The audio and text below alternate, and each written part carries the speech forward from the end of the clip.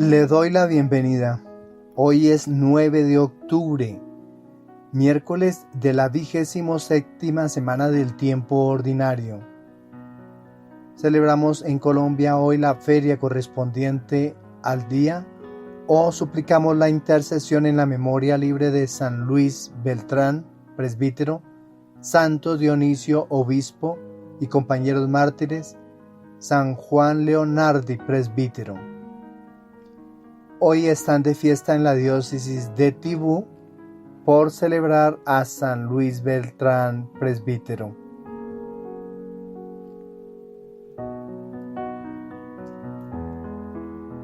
La Iglesia celebra la memoria de 3 grandes santos que dejaron huellas profundas de fe, dedicación y santidad. Recordamos con particular cariño a San Luis Beltrán, presbítero, a los santos Dionisio, obispo y compañeros mártires, y a San Juan Leonardi. Cada uno de ellos tiene una historia fascinante, llena de entrega a Dios y a los demás, que nos habla de la fuerza transformadora de la fe. Hablemos de San Luis Beltrán, presbítero, nacido en 1526 y muerto en 1581. San Luis Beltrán, nacido en Valencia, España, en 1526, fue hijo de Luis Beltrán y Ángela Exarch. Desde joven sintió una profunda vocación religiosa, ingresando en la orden de los dominicos a la edad de 18 años. Era un hombre de oración y ferviente predicador. Lo que más nos conmueve de su vida es su entrega misionera. Fue enviado a América, en concreto a lo que hoy conocemos como Colombia, donde predicó incansablemente el Evangelio entre los pueblos indígenas. Su corazón compasivo lo impulsó a aprender las lenguas locales para transmitir el mensaje de Cristo con cercanía y claridad. Se cuenta que realizó numerosos milagros, muchos de ellos curaciones milagrosas de enfermos, y que a través de las palabras llenas de amor, muchos indígenas encontraron el consuelo de la fe cristiana. Uno de los milagros más conocidos de San Luis Beltrán ocurrió en Cartagena de Indias, cuando fue atacado por un hechicero indígena. El hechicero había preparado una bebida envenenada para matarlo, pero San Luis, con una confianza total en Dios, bendijo el veneno y lo bebió sin sufrir ningún daño. Esta demostración del poder de Dios reforzó la fe de muchos y convirtió a más personas. San Luis Beltrán fue canonizado en 1671 y es considerado el patrono de los misioneros de Colombia. En la diócesis de Tibú, Colombia, hoy celebran con gran devoción a este gran santo, recordando su entrega misionera en tierras colombianas. Santos Dionisio, obispo y compañeros mártires, santos del siglo III. Estos santos nos transportan a los primeros siglos del cristianismo, cuando la persecución contra los seguidores de Cristo era implacable. San Dionisio fue el primer obispo de París, entonces Lutecia, en el siglo III, enviado desde Roma para llevar la fe a la Galia. Junto con Rustico y Eleuterio, fue martirizado en Montmartre, nombre que literalmente significa monte de los mártires. La tradición dice que tras su decapitación, San Dionisio se levantó, tomó su cabeza en las manos y caminó varios kilómetros predicando hasta el lugar donde finalmente cayó. Este testimonio de valor y fidelidad a la fe inspira a los cristianos a mantenerse firmes en tiempos de adversidad. La historia de San Dionisio y sus compañeros resuena hoy más que nunca como un llamado a ser testigos valientes de Cristo, incluso en medio de las dificultades. San Dionisio es el patrono de Francia y su historia ha sido fuente de inspiración para siglos de devotos en todo el mundo. San Juan Leonardi Presbítero nació en 1541 y muere en el año 1609. San Juan Leonardi nació en Diezimo, Italia, en 1541. De joven trabaja como boticario, pero su corazón siempre estuvo inquieto por servir a Dios. A los 26 años decidió entrar al seminario y fue ordenado sacerdote en 1572. Lo más hermoso de su historia es su fundación de la Orden de Clérigos Regulares de la Madre de Dios, con un fuerte enfoque a la renovación espiritual y en la formación del laicado en la fe.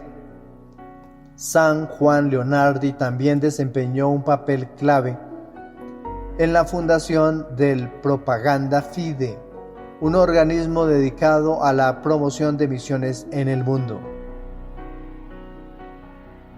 Sus ideas y acciones ayudaron a fortalecer la difusión del Evangelio, especialmente en territorios no cristianos. Uno de los milagros que se le atribuye ocurrió con un hombre que sufría una dolorosa enfermedad. Tras una oración intensa por su intercesión, el hombre fue completamente sanado y este milagro fue uno de los puntos considerados para su canonización en 1938. Por eso hoy, 9 de octubre, pidamos a San Luis Beltrán, a los santos Dionisio y compañeros mártires, y a San Juan Leonardi, para que nos ayuden a ser valientes testigos del amor de Cristo, que como ellos podamos ser instrumentos de paz y luz en el mundo, llevando el mensaje del Evangelio con el mismo ardor y entrega. Que nos enseñen a confiar en la providencia divina, a sanar las heridas del alma y del cuerpo y a fortalecer nuestra fe en tiempo de prueba. Amén. Le invito a disponer su oído, la mente, también el corazón, para proclamar el Evangelio propuesto para la liturgia de este día. Le proclamo la buena noticia de nuestro Señor Jesucristo según San Lucas, capítulo 11, versículos desde el 1 hasta el 4. Una vez que estaba Jesús orando en cierto lugar, cuando terminó, uno de sus discípulos le dijo: Señor, enséñanos a orar como Juan enseñó a sus discípulos. Él les dijo: Cuando oren digan: Padre, santificado sea tu nombre, venga tu reino. Danos cada día nuestro pan cotidiano. Perdónanos nuestros pecados, porque también nosotros perdonamos a todo el que nos debe, y no nos dejes caer en tentación. Palabra del Señor. Nuestra reflexión para el día de hoy.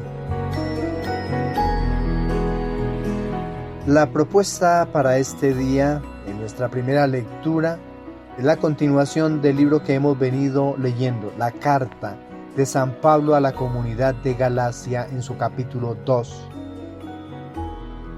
Esta carta es un texto profundo y apasionado que nos revela una faceta muy personal del apóstol, su lucha por defender la verdad del Evangelio y su llamado como apóstol entre los gentiles.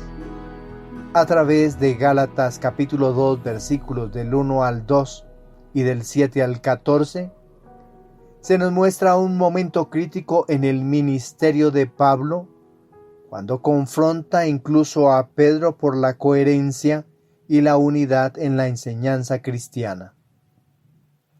El nombre Gálatas proviene del pueblo galo que alrededor del siglo III a.C. se asentó en la región central de Asia Menor, hoy Turquía.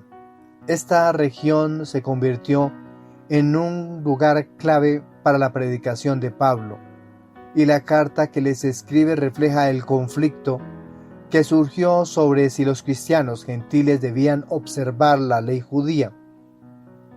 El propósito de Pablo en esta carta es defender el Evangelio de la gracia frente a aquellos que querían imponer las prácticas de la ley mosaica como la circuncisión a los nuevos conversos gentiles. El texto que hoy hemos proclamado es crucial. Pablo describe cómo después de 14 años de predicación, subió a Jerusalén para dialogar con los líderes de la iglesia, Pedro, Santiago y Juan. Este viaje no fue solo un acto diplomático, sino una reafirmación de su misión entre los gentiles y de la unidad del Evangelio. Es una muestra de cómo la iglesia primitiva iba enfrentando los desafíos de integrar a los gentiles en la fe sin imponerles la totalidad de las prácticas judías. Pablo también relata un incidente muy importante, la confrontación con Pedro en Antioquía, que está consignado en los versículos del 11 al 14. Pedro, al principio comía con los gentiles, pero cuando llegaron algunos enviados de Santiago, se apartó por temor a los circuncisos. Esta actitud causó confusión y división. Pablo, firme en su convicción de que la justificación viene por la fe en Cristo y no por las obras de la ley, lo confronta públicamente. Profundicemos en sus versículos. Versículos 1 y 2 del segundo capítulo de la carta a los Gálatas. 14 años después subí de nuevo a Jerusalén con Bernabé, llevando también a Tito. Subí conforme a una revelación y les expuse el evangelio que predico entre los gentiles, pero en privado a los notables, no fuera que corriese o hubiese corrido en vano. Aquí Pablo expresa que su misión está guiada por una revelación divina, no por iniciativa humana. En un gesto de humildad y responsabilidad, lleva su predicación ante los líderes de la iglesia para asegurarse de que no haya división en la comunidad. Dice el texto bíblico: subí conforme a una revelación y les expuse el evangelio. Evangelion en griego es la buena nueva. El mensaje de salvación que Pablo predica no es simplemente una doctrina, sino la proclamación de la gracia de Dios en Cristo. Versículos del 7 hasta el 8. Al contrario, viendo que se me había confiado el evangelio para los incircuncisos, como a Pedro el de los circuncisos, pues el que había obrado en Pedro para el apostolado de los circuncisos, obró también en mí en favor de los gentiles. Pablo reconoce que aunque Pedro fue elegido para predicar entre los judíos, él ha sido llamado a predicar entre los gentiles. Es importante notar que a pesar de sus diferentes públicos, el evangelio es el mismo, pues viene del mismo Cristo. Leímos en el texto evangélico que dice: se me había confiado el evangelio para los incircuncisos. Incircuncisos, en griego, akrobistía, se refiere a los gentiles que no están sujetos a la ley judía. Para Pablo, esto es un signo de que la salvación no depende de las obras de la ley, sino de la fe. Versículo 9.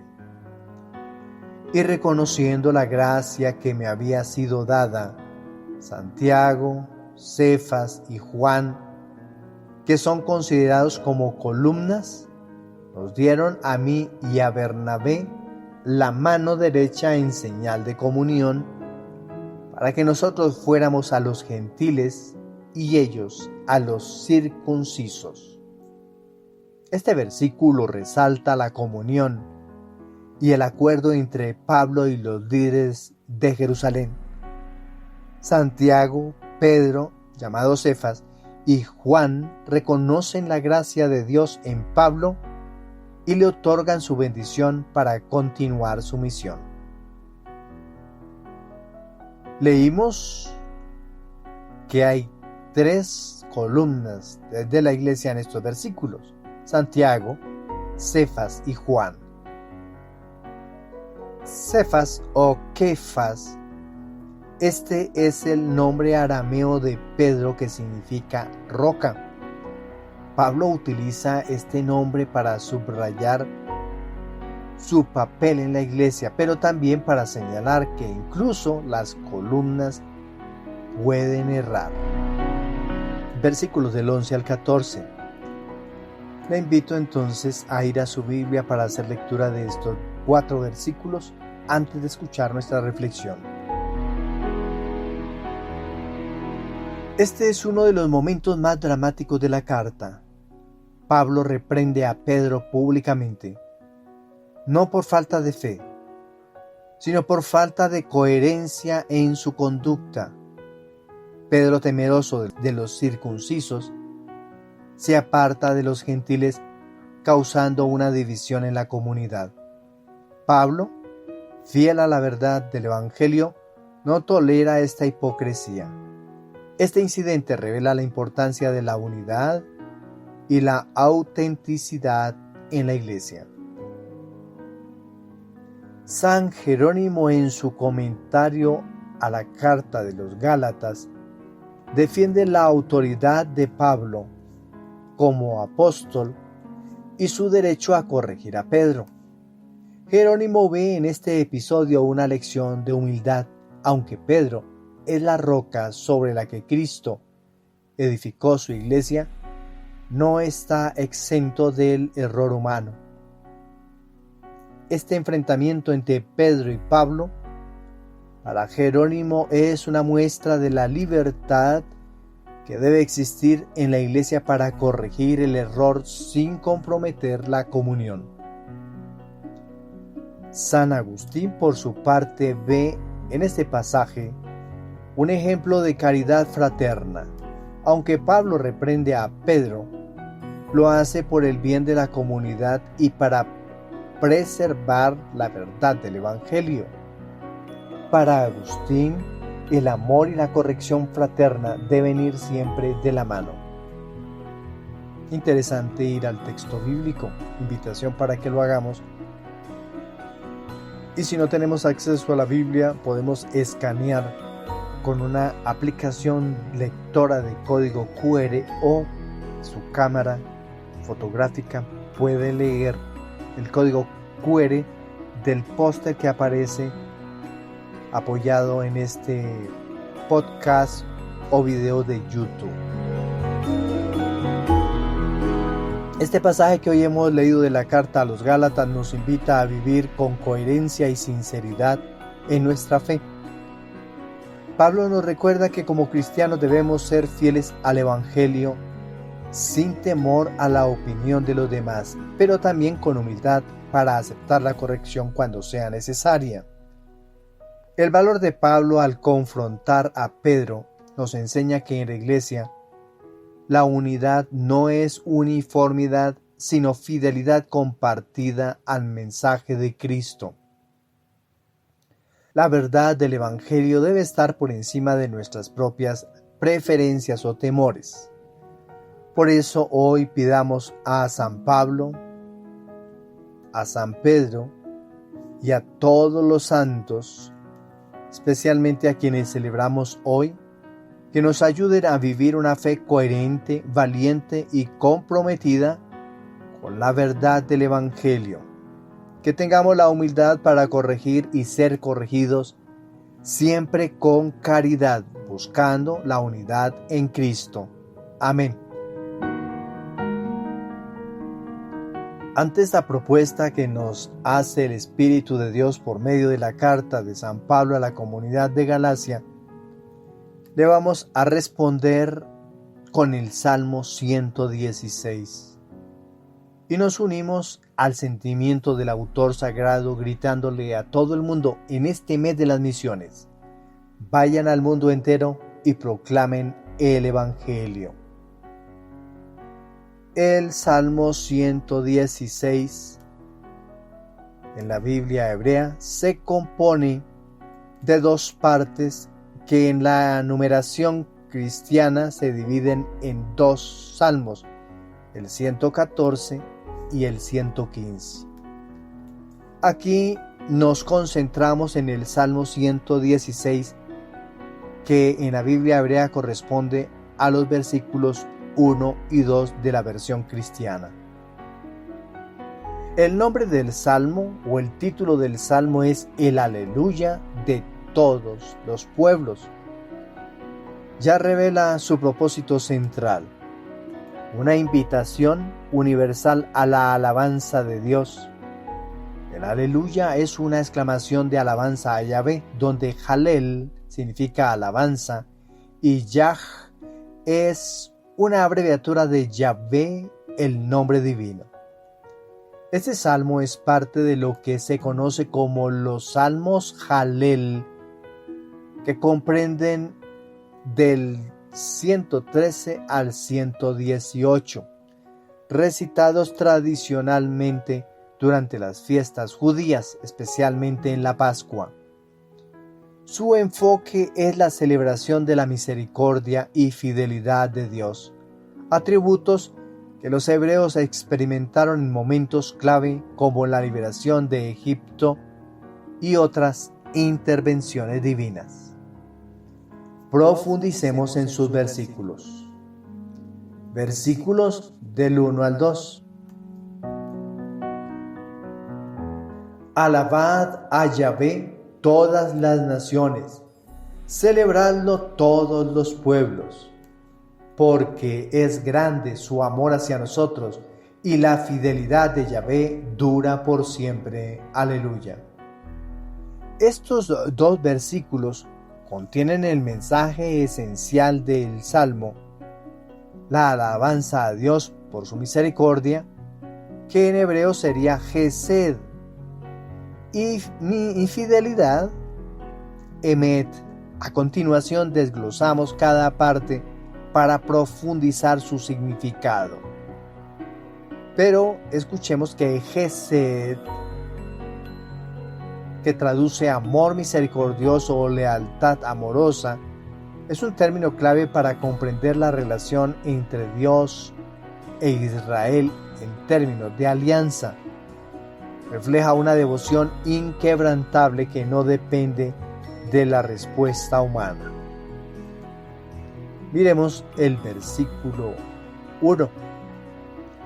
Alabad a Yahvé todas las naciones, celebradlo todos los pueblos.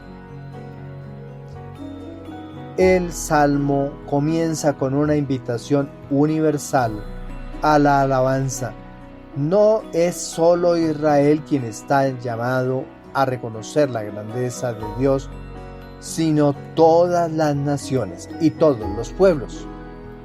Esta invitación refleja el carácter incluso del plan de salvación de Dios, que trasciende fronteras geográficas, étnicas y religiosas. En hebreo, alabad es alelu, que implica una expresión pública y festiva de alabanza, mientras que celebrad proviene de shabhahu, que lleva una connotación de proclamación o testimonio. La idea de que la alabanza a Dios debe ser tanto una acción comunitaria como una declaración abierta de su grandeza. Miremos el versículo 2a. porque es grande tu amor hacia nosotros. Aquí se menciona la misericordia de Dios con la palabra hebrea Gesed, que tiene un significado profundo en la teología bíblica. Gesed no es simplemente bondad o compasión, implica una lealtad amorosa, un compromiso inquebrantable de Dios hacia su pueblo, incluso cuando ellos fallan. El amor de Dios no es meramente emocional, sino una acción concreta que se refleja en su intervención, en la historia y en la fidelidad a la alianza. La misericordia de Dios es descrita como grande, lo que sugiere no solo su magnitud, sino su permanencia y su capacidad para abarcar a todas las naciones, tanto gentiles como judíos. Versículo 2b. Y la fidelidad de Yahvé dura por siempre. La fidelidad de Dios se expresa con la palabra hebrea emet, que denota verdad, estabilidad y constancia. La idea es que mientras el amor humano puede ser voluble, la fidelidad de Dios es eterna e inmutable. Este versículo subraya la idea de que Dios no solo actúa con misericordia, sino que su carácter es absolutamente confiable y estable a lo largo del tiempo. Ya lo dijimos cuando hablamos de fidelidad. Emet traduce verdad, fidelidad y representa la estabilidad y la confiabilidad de Dios, su compromiso de ser siempre fiel a su palabra y a su promesa. Versículo 2c. Aleluya. El salmo concluye con la exclamación Aleluya, que como se mencionó es una llamada festiva y gozosa a alabar a Yahvé. Es importante notar que este Aleluya no solo es un cierre litúrgico, sino también una proclamación de fe en la fidelidad y misericordia divinas, reiterando que la alabanza a Dios es la respuesta apropiada a su bondad y constancia. Aleluya viene de la palabra Hallel, que traduce alabanza. Implica una acción pública de glorificación y reconocimiento del poder y bondad de Dios. San Jerónimo, en su comentario sobre los salmos, destaca que este salmo, aunque breve, contiene la plenitud de la alabanza a Dios. Jerónimo subraya que la llamada a todas las naciones implica una profecía del futuro, cuando el Evangelio se predicaría a los gentiles. Para Jerónimo, este salmo es un anticipo de la universalidad del mensaje cristiano, en el cual todos los pueblos están invitados a participar en la salvación ofrecida por Cristo. San Agustín, por su parte, reflexiona sobre el carácter eterno de la fidelidad de Dios, emet, fidelidad, y lo contrasta con la fragilidad humana. Según Agustín, este salmo es una invitación a confiar plenamente en Dios, cuya misericordia no falta ni cambia con el tiempo. Para Agustín, el aleluya final es un grito de júbilo que resume la vida cristiana, un constante retorno a la alabanza de Dios por su fidelidad. Finalmente, ¿qué podemos decir? Que el Salmo 116 es una declaración breve pero poderosa del amor y la fidelidad de Dios. Nos recuerda que la misericordia de Dios no está reservada solo para un pueblo o una nación, sino que se extiende a todos los pueblos. En este sentido, el Salmo tiene una resonancia universal. Todos estamos llamados a alabar a Dios por su amor y fidelidad. En el contexto del miércoles de la 27ª semana del tiempo ordinario, este salmo nos invita a reflexionar sobre cómo respondemos a la misericordia y fidelidad de Dios en nuestras vidas. Nos llama a unirnos en la alabanza no solo con nuestras palabras, sino con nuestras acciones, reconociendo que la bondad de Dios es eterna y digna de proclamarse a todas las naciones. Por eso hoy pidamos al Señor que nos conceda un corazón agradecido y fiel, que seamos testigos de su misericordia y que proclamemos su amor a todas las naciones con palabras y con hechos. Aleluya, aleluya, aleluya. Amén. La propuesta del Evangelio. El Evangelio propuesto para este día es del evangelista San Lucas en su capítulo 11, versículos del 1 al 4. Este texto nos introduce en un momento crucial de la vida de los discípulos, el deseo de aprender a orar con Jesús. Este pasaje resalta la importancia de la oración, uno de los temas centrales en el Evangelio de Lucas, junto con la pobreza, el Espíritu Santo, el rol de las mujeres, el rol de Jesús como Salvador universal o la compasión. 4. El Espíritu Santo. 5. La inclusión. En este caso sería la inclusión de los marginados. Entre ellos sería la inclusión de gentiles, mujeres, pobres, niños, pecadores. Otro tema importante es la universalidad de la salvación. Mientras que para, por ejemplo, Mateo, la salvación es solamente para los judíos, Lucas tiene claro que la salvación es para todos, tanto para judíos como para gentiles, porque el Espíritu Santo se iba manifestando de igual manera como se manifestó en la iglesia primitiva de Jerusalén, como se manifestó entre los gentiles. Como ya hablamos de misericordia, hemos de tener en cuenta también que el evangelista Lucas nos deja ver muy bien en claro el cuidado de los pobres como un papel fundamental.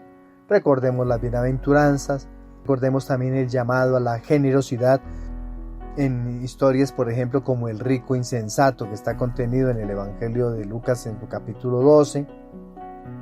Otro punto importante es cuando Jesús va camino hacia Jerusalén. Jesús enseña sobre todo su discipulado, la misericordia y el costo de seguirlo en ese trayecto de él hacia Jerusalén.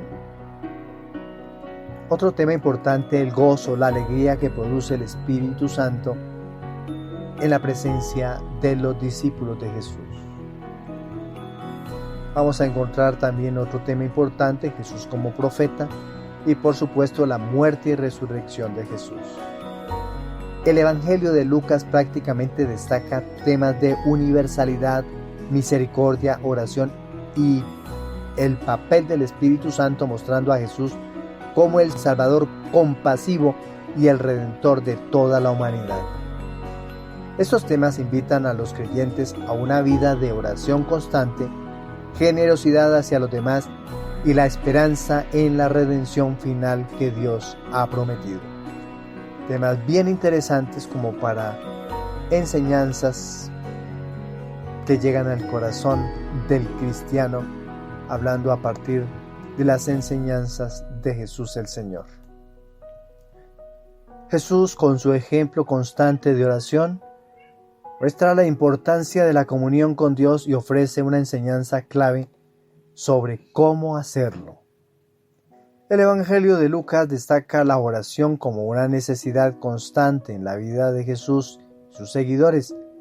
Este es un aspecto distintivo del evangelista, quien presenta a Jesús orando antes de los momentos importantes de su ministerio, como en su bautismo, en la elección de los discípulos y en el monte de la transfiguración. Lucas, en este pasaje, muestra que la oración es no solo un deber, sino una relación íntima entre el creyente y Dios. Los discípulos, al observar la intensidad y constancia de Jesús en la oración, sienten la necesidad de aprender cómo acercarse a Dios con la misma profundidad. Es interesante que uno de los discípulos, al ver a Jesús orando, le pide: Señor, enséñanos a orar. Esta petición nos recuerda la necesidad de aprender a orar correctamente, a acercarnos a Dios con la confianza de un hijo que se dirige a su Padre amoroso. San Jerónimo, en sus comentarios, nos recuerda que esta oración no solo es una estructura, sino una forma de orientar el corazón hacia lo que es esencial: la confianza filial en Dios, la santificación de su nombre y la dependencia absoluta de Él para las necesidades diarias y el perdón. La oración que Jesús enseña está compuesta de 5 súplicas que reflejan las necesidades humanas fundamentales en relación con Dios. Si nosotros vimos el Evangelio y si lo volvemos a leer, vamos a encontrar en la oración del Padre Nuestro 5 súplicas. ¿Qué quiere decir eso? Que el Padre Nuestro, así como en el Evangelio de Mateo hay 7 súplicas al orar el Padre Nuestro, aquí en el Evangelio de Lucas solamente hay 5 súplicas. Por eso nosotros no podemos decir en una reunión, en un grupo de oración o en cualquier momento decir, por ejemplo: ahora, llenos de alegría, vamos a darle gracias a Dios con el Padre Nuestro. Porque el Padre Nuestro no es una oración para darle gracias a Dios, es para pedirle a Él, para pedirle cosas. Y aquí en el Evangelio de Lucas son 5 cosas fundamentales que pedimos. Y ese 5 es teológico, es significativo, y contiene una teología, el número 5, porque el número 5 significa presencia del Espíritu Santo. ¿Por qué significa presencia del Espíritu Santo? Porque ¿cómo se llamaría una figura que tiene 5 lados? Un pentágono. Y si nosotros buscamos una palabra en las Sagradas Escrituras que parezca o que se asimile a pente o penta, vamos a encontrar varias palabras, griegas incluso. Por ejemplo, Pentateuco. Pentateuco son los 5 primeros libros de las Sagradas Escrituras: Génesis, Éxodo, Levítico, Números, Deuteronomio. Pero también tenemos otra palabra, Pente, allá en el Nuevo Testamento, Pentecostés. Ese Pentecostés ocurre 50 días después de la resurrección de Jesús. Por eso se llama Pentecostés, que es una fiesta agrícola de la cultura judía. Pues, por eso, así como 5 significa Pente, primeros 5 libros de la Biblia, y Pentecostés es el número 50, 50 días después de la resurrección de Jesús, ocurrió la venida del Espíritu Santo, la plenitud de la presencia del Espíritu Santo sobre la comunidad apostólica. El número 50, pues el número 5 significa presencia del Espíritu de Dios. Esto quiere decir que esta oración que nos ofrece Lucas en su Evangelio es una oración donde debemos suplicarle al Espíritu de Dios que sea Él presente en nosotros, ayudándonos a orar, porque son 5 cosas fundamentales que pedimos. Vamos a mirar cada una de ellas. Vamos con los versículos del 1 al 2, donde está inmerso esta primer súplica del Padre Nuestro. Padre, santificado sea tu nombre. Y sucedió, dice San Lucas en el capítulo 11, versículo 1. Y sucedió que estando él orando en cierto lugar, Cuando terminó, uno de sus discípulos le dijo: Señor, enséñanos a orar, como también Juan enseñó a sus discípulos. Yo supongo que así como ocurrió el misterio de la transfiguración, de la que ya hemos hablado y del que habla el evangelista Lucas, Jesús, cuando se apartaba para el encuentro con el Padre, transfiguraba en su oración. Cada vez que él se encontraba con el Padre, resplandecía en la oración. Por eso los discípulos empiezan a sentir ese deseo y le piden a él, a Jesús, que les enseñe a orar. Lo primero que dice Jesús es lo que dice el versículo 2. Él les dijo: cuando oréis, decid: Padre, santificado sea tu nombre. La primera petición se centra en la santificación del nombre de Dios, lo que implica reconocer su santidad y vivir de acuerdo a su voluntad. Comienza diciendo el versículo 2, Padre. La palabra en arameo Padre utilizada aquí es Abba. Es un término íntimo que expresa cercanía y confianza, como un hijo con su padre. San Agustín enfatiza que esta relación es el centro de la vida cristiana. La oración cristiana comienza reconociendo esta cercanía íntima con Dios. Ojo, un regalo que hemos recibido de Jesús, que Él nos dice que cuando nos dirijamos a Yahvé, a Dios, el del Antiguo Testamento, nos dirijamos a Él como si nosotros fuéramos sus hijos. Nos regala esa cercanía y nos dice: ustedes también son hijos de Dios. Y la doctrina prácticamente se deduce que por el bautismo nosotros nos hacemos hijos de Dios.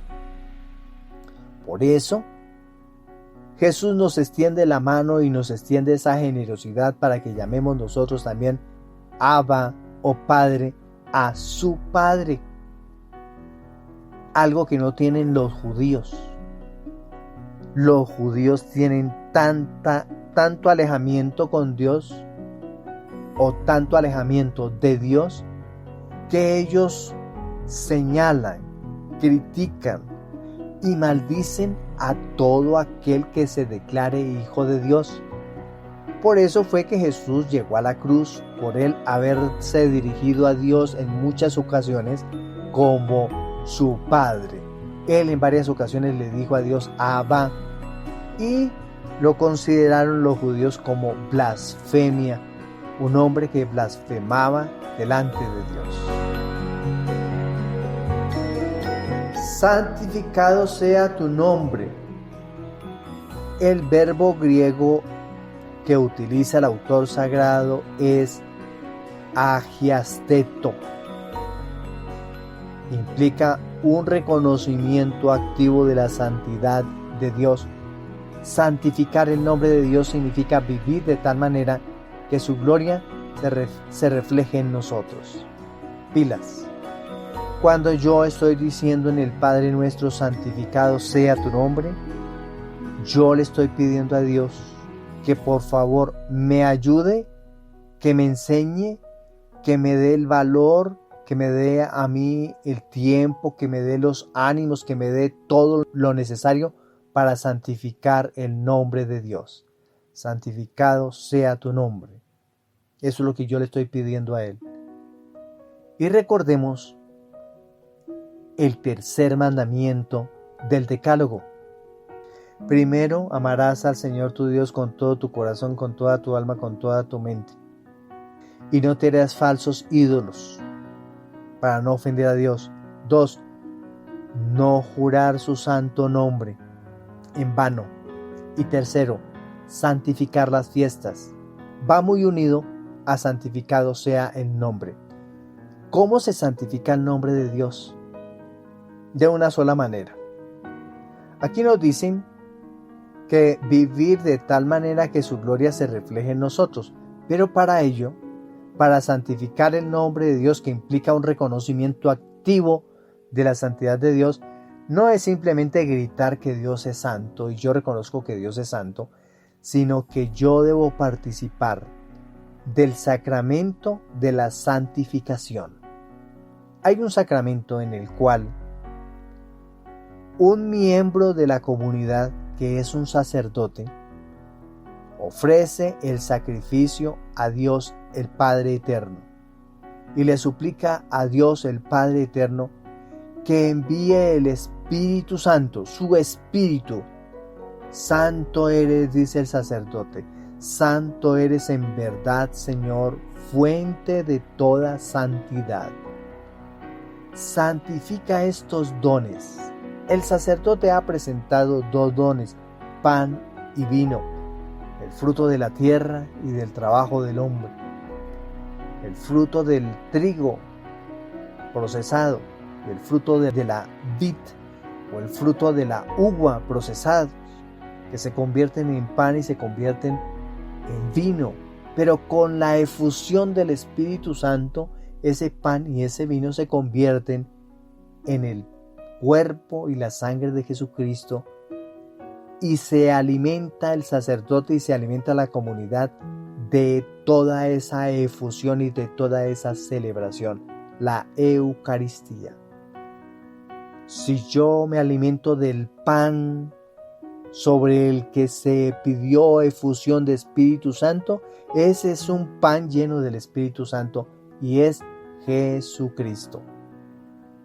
Esa es la manera para yo santificar el nombre de Dios, alimentándome del pan de la Eucaristía. Segunda súplica, venga tu reino, que es parte del versículo 2. Jesús nos invita a pedir la llegada plena del reino de Dios. Un reino de justicia y paz y amor también. Aquí se manifiesta la esperanza en la promesa de la redención. Cuando yo digo venga tu reino, estoy haciendo memoria de algo bien interesante que lo reflexionamos en días anteriores. Cuando estamos hablando que Jesús fue coronado como rey, la corona de la resurrección es su resurrección. Jesús fue crucificado y nosotros lo declaramos rey. El Padre Dios lo declaró rey al coronarlo. Por Jesús haber hecho la voluntad del Padre, el Padre lo coronó, lo resucitó. Y así como a Jesús le llegó la resurrección, que es la corona de la resurrección, cuando yo digo en el Padre Nuestro, venga tu reino, estoy diciendo que el reinado de Jesús, que la corona de Jesús, que la resurrección de Jesús también venga a mí o a nosotros. O sea que nosotros también seamos resucitados. Versículo 3 y tercer súplica. Danos cada día nuestro pan cotidiano. Esta súplica revela la confianza del discípulo en que Dios provee lo necesario para la vida diaria. San Agustín señala que este pan no solo es material, sino también espiritual, refiriéndose al pan de vida, es decir, Cristo mismo en la Eucaristía. Claro, cuando yo estoy diciendo en el Padre Nuestro, en esta enseñanza de San Lucas, danos cada día nuestro pan cotidiano, el pan de todos los días, ¿ustedes creen que va a ser el roscón de la panadería?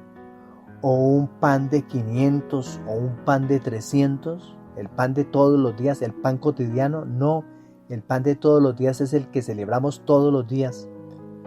Todos los días en cada parroquia se debe celebrar la Eucaristía. Ahora, la iglesia, como se ha querido modernizar, hasta han sacado los sacerdotes un día de descanso, especialmente los que tienen parroquias. Es que trabajamos tanto que tenemos necesidad de un día de descanso. Entonces, bien sea que no trabajan un lunes, por ser el día posterior al día domingo, o de pronto un martes o quizás cualquier otro día. El caso es que, si hacemos memoria, San Juan Eudes le enseñó a su comunidad, a los seguidores de su comunidad, a sus discípulos, que cada miembro de la comunidad, cada presbítero, cada sacerdote debería celebrar todos los días el santo sacrificio, con o sin pueblo. Como ellos viven en comunidad, en una parroquia pueden haber 3 o más sacerdotes, entonces entre semanas se celebrarían 2 Eucaristías, no más. Entonces el otro sacerdote que él debe también celebrar su Eucaristía, solo o con pueblo. Entonces no debe haber disculpa para no celebrar el pan eucarístico todos los días. Esta súplica, danos cada día nuestro pan cotidiano, utiliza una palabra griega, epiousios. Epiousios es una de las palabras más debatidas en la exégesis bíblica, pues algunos la interpretan como pan para el día de mañana, el futuro eterno, mientras que otros la traducen como el pan necesario para hoy, implicando tanto el alimento físico como el espiritual. Pero es más importante el pan espiritual. Por supuesto que nosotros, que somos pedigüeños, estamos pidiendo, danos cada día nuestro pan cotidiano. Y muchos decimos, pues yo le estoy diciendo a Dios que no falte en mi mesa el pan, que no falte en mi mesa la yuca, que todos los días tengamos alimento. Pero en realidad lo que quisieron decir los evangelistas es que no falte en nuestro día a diario el pan que es más importante, que es el pan vivo bajado del cielo, Jesucristo, pan de vida. Cuarta súplica. Perdónanos nuestros pecados, porque también nosotros perdonamos. Y así dice el texto bíblico, y perdónanos nuestros pecados, porque también nosotros perdonamos a todo el que nos debe. La cuarta súplica recuerda la importancia del perdón, tanto el que recibimos de Dios como el que estamos nosotros llamados a dar a los demás. Solo desde el perdón auténtico podemos acercarnos a Dios. Claro, dice el mismo Jesús en uno de los textos bíblicos de San Mateo, en el capítulo 5. Si tú vienes a presentarme una ofrenda, cuando vamos nosotros a la Eucaristía, cuando nosotros vamos al templo, si tú vienes a presentarme una ofrenda en ese caso sería una oveja, un cordero, porque en la época de Jesús se ofrecían sacrificios. Si tú vienes a presentarme una ofrenda, ¿nosotros qué llevaríamos al templo? Dinero o alimento para el sacerdote, para los miembros de la iglesia. Si tú vienes a presentarme una ofrenda, bien sea de acción de gracias o van a pedirme algo, y hay alguien que tiene una deuda en contra tuya, o alguien tiene una acusación en contra tuya, te digo una cosa, dice Dios, deja ahí tu ofrenda ahí en el altar, déjala ahí. Ve y te reconcilias con tu hermano y luego vienes y me presentas la ofrenda. Clave, importantísimo. Dios quiere que para acercarnos a Él debemos nosotros tener nuestras relaciones con el entorno, con nuestro prójimo, en sana paz. Si no hay una buena reconciliación, si no hay una buena relación con el prójimo, no estamos haciendo nada nosotros delante de Dios. Estamos haciendo muy poco. Quinta súplica, y la última, porque ya dijimos que el evangelista San Lucas nos ofrece en el Padre Nuestro solamente 5 súplicas. No nos dejes caer en la tentación. Finalmente, esta es la última parte del versículo 4. Reconocemos nuestra fragilidad y pedimos a Dios que nos proteja de caer en las trampas del mal y del pecado. Aquí lo que estamos pidiendo en realidad es que no nos quedemos ahí en la tentación. No le estamos diciendo, ay Señor, que yo voy a ir de aquí a tal parte y que no se me presente ninguna tentación. No es eso. Es que si nosotros llegamos a tener cualquier tentación, no nos quedemos ahí, sino que nos levantemos y continuemos. Porque es que la tentación nos hace a nosotros cada vez más fuertes. Si evitamos la tentación, que es lo que hacen los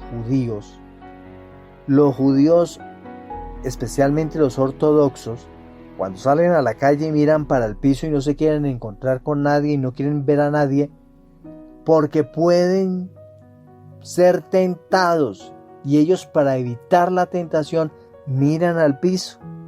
Eso no es lo correcto. Lo correcto es enfrentar la tentación. ¿Por qué no saludar la tentación? Charlar con la tentación, pero no quedarme ahí en la tentación. Aunque algunos santos y algunos sacerdotes nos dicen, por favor, no se pongan a dialogar con el diablo, o no se pongan a darle la oportunidad a charlar con la tentación, porque pueden quedarse en la tentación.